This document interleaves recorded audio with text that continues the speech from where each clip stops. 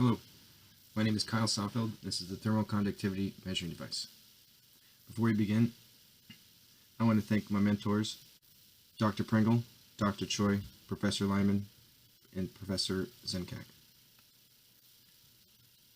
The reason why I chose the thermal conductivity measuring device for my senior project for Central Washington University is because I have an interest in thermodynamics, heat transfer, instrumentation, electronics, product design, and testing materials, and just a general interest in material properties. The thermal conductivity device measures thermal conductivity of solid, liquid, and food samples. The device uses a thermistor and electronic interface ran by software to measure samples of thermal conductivity. Thermal conductivity is a material property that determines the rate at which heat disperses through a material. The requirements for this device include the weight of the device must weigh less than 20 pounds. It must fit in a 18 by 13 by 10 inch box. The air must be less than 5%. The device must be able to be set up in less than 45 minutes, and the measurement must take less than 15 minutes. This device can determine thermal conductivity and insulation ratings of samples. This is helpful to determine if your house's insulation needs to be replaced due to wear on the material, or if you're cooking, if you want to make sure your food is thoroughly cooked, what temperature and how long to cook it. And lastly, if you're doing a project that you need to worry about thermodynamic properties or material properties of the sort, then determining this for your sample could be beneficial. Moving on to the design section, a technique for determining thermal conductivity had to be chosen. After using the design matrix, the pulse decay method is observed to be the most optimal technique for measuring thermal conductivity. The pulse decay method, however, is an indirect method for measuring thermal conductivity, which requires an operator input of the sample's thermal capacity and density. The method for determining thermal conductivity using the pulse decay method is as follows. A high magnitude current is sent through the thermistor, which causes the thermistor to heat up. The heat generated disperses into the sample, and the heat decay is graphed and used to calculate the sample's thermal conductivity. Here's my initial design sketch for the pulse decay method thermal conductivity measuring device. The most important analyses include the temperature equation at the bridge, the RC8 fit for the probe housing to the handle, the weight and volume analyses per the requirement, the bit spec for the circuitry board, and the power required to heat the thermistor. Assembly drawing. Here is the handle. Here is the handle with the threads put in, and here is the probe housing and the circuitry door. This is the piece used to make the thermistor rigid, the thermistor itself, screw, and here's the circuitry schematic. Due to having access to only a digital output module, I actually had used the 20K and the 30K to get a separate voltage at the bridge versus the voltage going through the heating cycle of the thermistor versus the measurement cycle of the thermistor. Next, the construction section. Fully assembled device there. Keep it there. But that piece is machined and on a lathe, and then used a mill. One improvement that I'd make to the manufacturing of the probe housing or the thermistor housing is that I'd make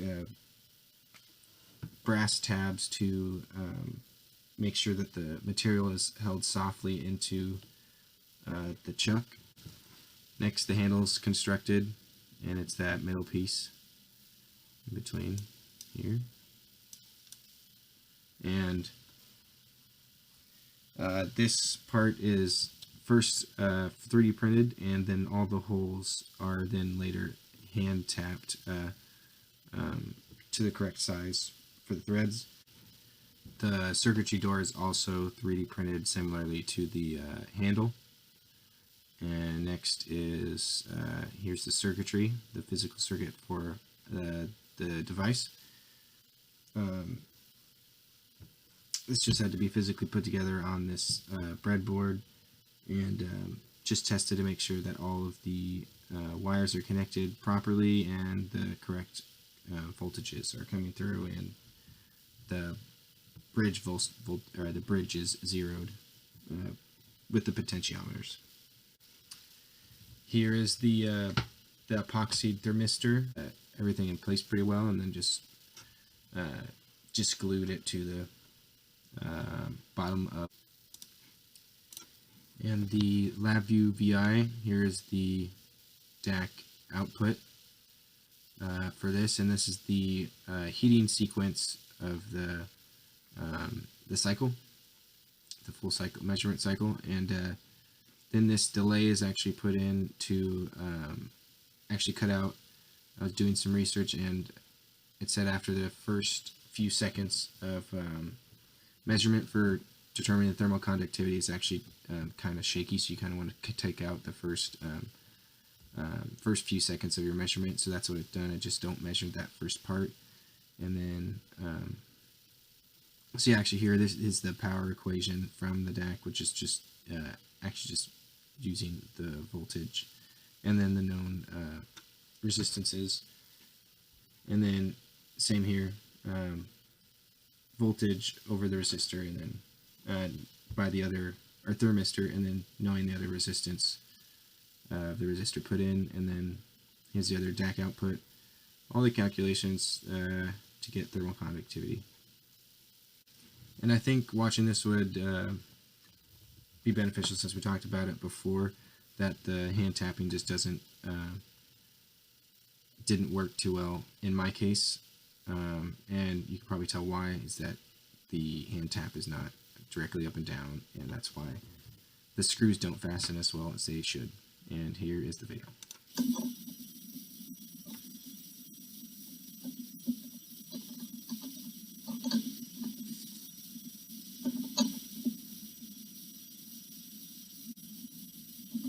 And that's why you can see that the screws did not fasten as well as they should have, is because of the technique used to thread or to tap the holes. Testing is a very important part of the design process. It ensures the requirements of the device are achieved. For example, the testing for is weight, the weight requirement, the volume requirement, the prep time requirement, and the measurement and air requirement. The weight requirement utilizes a scale which measures in grams and is later converted into pounds to ensure that it is under the 20-pound weight requirement. The volume test procedure includes placing the fully assembled device inside the maximum sized packaging, which is an 18 by 13 by 10 inch box. The prep time procedure is as follows. Perform the setup time, sample time, record the times, and sum all the times together to determine the total prep time. The measurement time procedure includes performing the measurement to determine thermal conductivity of a sample and recording the time. To determine the prep time, perform the setup of the device and the sample preps of the device.